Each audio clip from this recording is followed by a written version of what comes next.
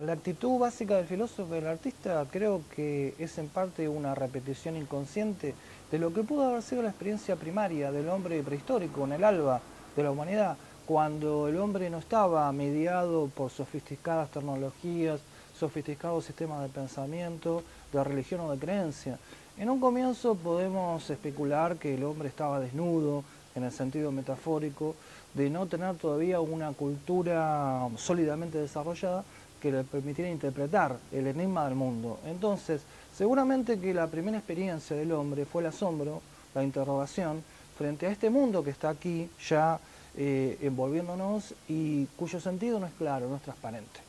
Y esa falta de transparencia del sentido fuerza, obliga a que el hombre busque darle un sentido. Y la actitud del asombro lleva a esa búsqueda de sentido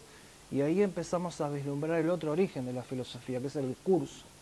Podemos decir que también en la experiencia religiosa, en la experiencia poética, hay como sentimiento madre un asombro frente al enigma, la falta de sentido manifiesto, transparente del mundo. Y entonces la poesía y la religión construyen su propio camino para responder o poner un sentido ahí donde en principio hay una ausencia de sentido manifiesto. En el caso de la filosofía, y esto sería su doble origen vinculado con el discurso,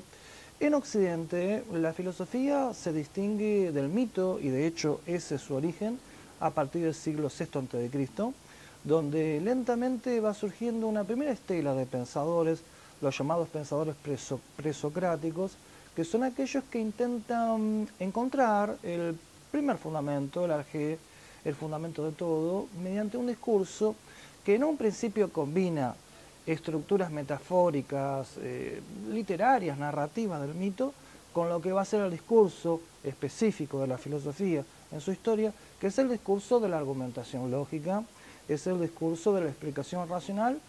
y en principio sistemática, por lo menos en una gran muestra de ciertos distinguidos y célebres pensadores.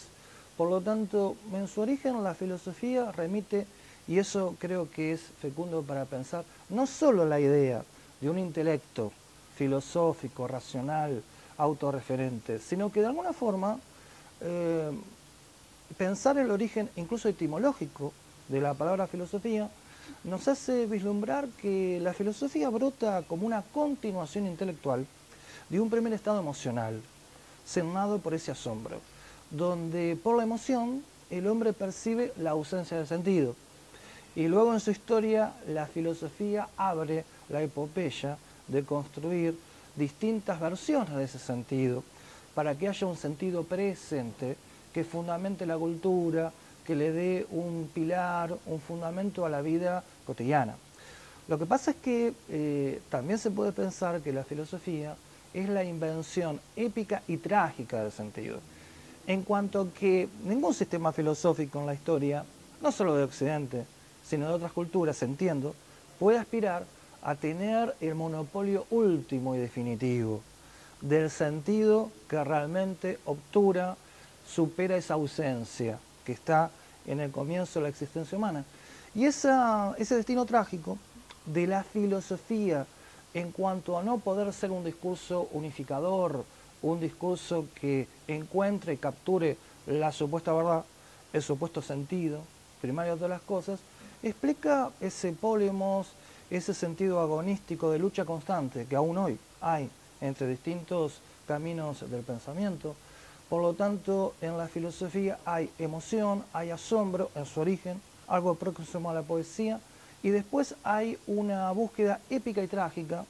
en definitiva insatisfactoria o frustrada en cuanto a esa ambición original de la filosofía, de por la razón descubrir y decir, este es el sentido, este es el pilar madre y definitivo del universo. A su vez surge una actitud frente a ese fracaso trágico, épico de la filosofía. Algunos son nostálgicos de esas épocas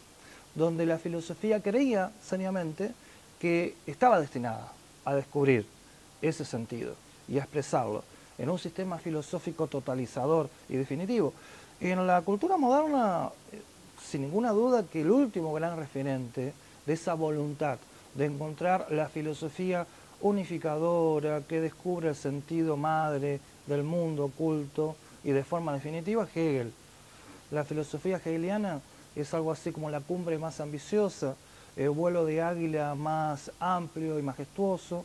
en el siglo XVIII, en el siglo XIX.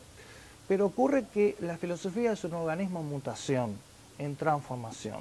en una evolución, lo cual no significa que sea una evolución hacia lo mejor, sino que como la vida de los organismos, de los cuerpos, el cuerpo de la historia de la filosofía está en cambio y transformación. Y la transformación más reciente, o la del siglo XX, respecto a ese cuerpo de la filosofía,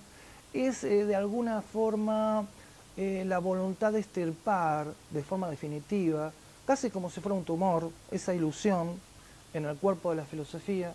en cuanto a que cierta filosofía puede descubrir, para hacerlo sencillamente la verdad definitiva.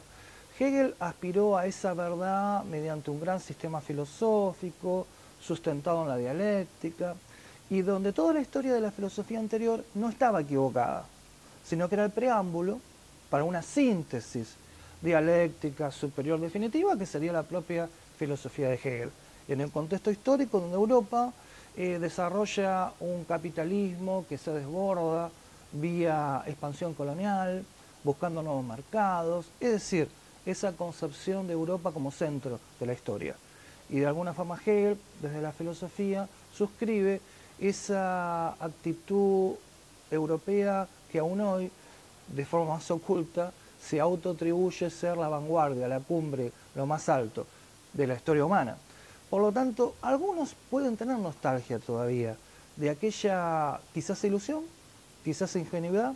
quizás deseo siempre satisfecho de la filosofía como sistema definitivo, como la totalidad que encuentra el sentido, lo sistematiza, lo expresa en concepto y después de eso lo único que queda es ajustar las piezas de ese sistema definitivo. Otros lo ven como una liberación, esta ilusión, este tumor, entre comillas, del cuerpo filosófico de la modernidad y también de la Grecia clásica. Aristóteles y Platón también creían que la filosofía estaba destinada a descubrir el sentido. Lo liberador se vincula con lo que muchas veces se llama las filosofías postestructuralistas, las filosofías postmodernas, en un sentido muy amplio, en cuanto a que son filosofías que renuncian a la unidad, renuncian a un discurso universal. Como dice un filósofo francés, Lyotard, que inicia esta corriente con su libro La condición postmoderna de 1979, en esta filosofía hay una renuncia a los grandes relatos, el gran relato hegeliano, moderno, ilustrado, esta es la verdad y hay una sola naturaleza humana gobernada por esta verdad. En contra de esa verdad universal única, en la posmodernidad, en el postestructuralismo, hay un goce por lo fragmentario, un goce por la multiplicidad, que nunca puede ser superada o disuelta por la gran unidad. Y en ese devenir de las muchas verdades pequeñas, en esa fiesta de la multiplicidad, algunos pensadores encuentran que la filosofía se convierte en fiesta, deleite, en un acto creador. Cada filosofía es un acto de creación, tiene un valor estético y no está destinado a esa búsqueda dura, trágica de la filosofía como la que debe encontrar la verdad y así anunciarlo entre grandes trompetas y anuncios solemnes. Lo que ahora queda es una filosofía de la creación que se acerca a la creación artística, una filosofía que renuncia a una verdad universal y por lo menos en teoría, negar una verdad universal. Esto supondría un ajuste previo. Negar una verdad universal no significaría necesariamente negar la existencia de algún tipo de fundamento o proceso universal que sea el origen o el sentido más escondido de la vida. Quizás exista esa verdad, quizás exista Dios como un ejemplo de esa verdad, pero lo que ocurre es que el conocimiento humano se revela como incapaz de descubrir ese gran orden o esa gran verdad en cuanto a llegar a una filosofía que explique de forma tan clara e indiscutible esa supuesta verdad que impida la permanencia de la discusión. Quizás el hecho de que la filosofía desde sus orígenes hasta hoy esté inmersa en una polémica, en un conflicto constante, significa que quizás la carencia no viene de la filosofía como discurso racional en sí mismo, sino que es un efecto de una carencia anterior, que es la carencia del propio intelecto humano, o quizás del cerebro humano, desde una perspectiva más cercana a las neurociencias contemporáneas, en cuanto a que lo condicionado y limitado del cerebro como unidad de inteligencia de la biología humana, su carácter limitado se expresa a nivel intelectual en cuanto a que el cerebro humano no puede sostener un intelecto, un ejercicio de conocimiento que realmente capture una verdad genérica, universal, sin ningún tipo de discusión o sin la posibilidad de agotar otras perspectivas, otras interpretaciones.